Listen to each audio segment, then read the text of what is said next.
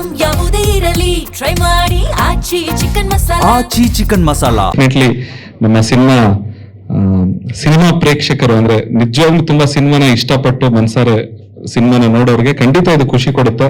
ಈ ರೀತಿಯಾದಂತ ಒಂದು ಸಬ್ಜೆಕ್ಟ್ಗಳು, ಕಥೆಗಳು ಗೆಲ್ಬೇಕು ನಮ್ಮ ಭಾಷೆಯಲ್ಲಿ. ಯಾಕಂತ ಹೇಳಿದ್ರೆ ನಾವು ಸಾಕಷ್ಟು ಸಿನಿಮಾಗಳನ್ನ ನೋಡ್ತಾ ಇದೀವಿ, ಯಾವ ತರ ಸಿನಿಮಾಗಳು ಗೆಲ್ತಾ ಇದೆ ಇವಾಗ ಅನ್ನೋದನ್ನ ನೋಡೋದಾದ್ರೆ ನಮಗೆ ಊಹೆ ಮಾಡೋಕ್ಕೂ ಆಗಲ್ಲ. ಸೊ ಆ ತರ ಪರಿಸ್ಥಿತಿಲಿ ಇದೀವಿ ನಾವು ಇವಾಗ. ಸೊ ಅಂಥದ್ರಲ್ಲಿ ನಮ್ಮ ಒಂದು ಕತೆ ತುಂಬಾ ವಿಭಿನ್ನತೆ ಇದೆ. ಆ್ಯಂಡ್ ರಾಜ್ಗುರು ಅವರು ತುಂಬಾ ಚೆನ್ನಾಗಿ ಈ ಒಂದು ಕಥೆನ ಬರೆದಿದ್ದಾರೆ.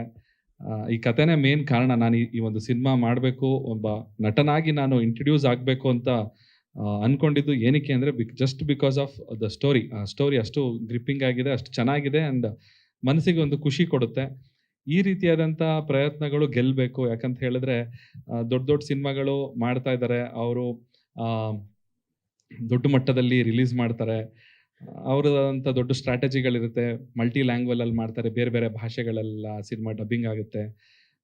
ಸೊ ಅಟ್ ಅ ಟೈಮ್ ಎಲ್ಲ ರಾಜ್ಯಗಳಲ್ಲೂ ಆ ಸಿನಿಮಾ ರಿಲೀಸ್ ಆಗುತ್ತೆ. ಬಟ್ ಈ ರೀತಿಯಾದಂಥ ಪ್ರಯತ್ನ, ಇದು ನಮ್ಮ ಸ್ವಂತ ಕನ್ನಡದ ಕತೆ, ಕನ್ನಡದ ಸಿನಿಮಾ, ಕನ್ನಡಿಗರು ಸೇರಿ ಮಾಡಿರುವಂಥ ಸಿನಿಮಾ, ಬರೀ ಕನ್ನಡನ ಮಾತ್ರ ನಂಬ್ಕೊಂಡು ಮಾಡಿರುವಂಥ ಸಿನಿಮಾ. ಇದಕ್ಕೆ ಕನ್ನಡಿಗರು ಸಪೋರ್ಟ್ ಇದ್ರೆ ಮಾತ್ರ ನಾವು ಗೆಲ್ಬೋದು. ಇನ್ನೊಂದು 2 ಎಕ್ಸ್ಟ್ರಾ ಪ್ರಾಜೆಕ್ಟ್ಗಳನ್ನ ಮಾಡೋಕ್ಕೆ ನಮಗೆ ಹೆಲ್ಪ್ ಆಗುತ್ತೆ ಇದು.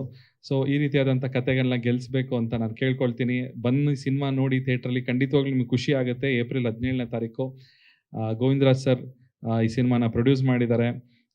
ಗೋಕುಲ ಎಂಟರ್ಟೈನ್ಮೆಂಟ್ ಬ್ಯಾನರ್ ಅಡಿ ಈ ಸಿನಿಮಾ ಬರ್ತಾ ಇದೆ.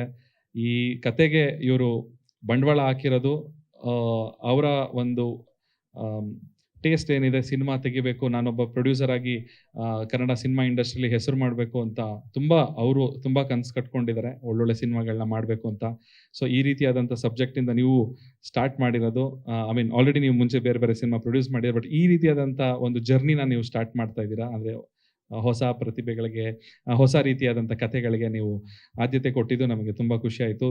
ನಿಮಗೂ ಧನ್ಯವಾದಗಳು. ಆ್ಯಂಡ್ ನಮ್ಮ ಎಂಟೈರ್ ಸಿನಿಮಾ ತಂಡ, ಪ್ರದೀಪ್ ಅವರು, ಪ್ರವೀಣ್ ಅವರು ಮ್ಯೂಸಿಕ್ ಡೈರೆಕ್ಷನ್ ಆಗಿರ್ಬೋದು, ಅರ್ಚನಾ ಕೊಟ್ಟಿಗೆ ಅವರು ನನ್ನ ಜೊತೆ ಸಹ ನಟಿಯಾಗಿ ತುಂಬ ಚೆನ್ನಾಗಿ ಆ್ಯಕ್ಟ್ ಮಾಡಿದ್ದಾರೆ, ವಸಂತ ಆಗಿ.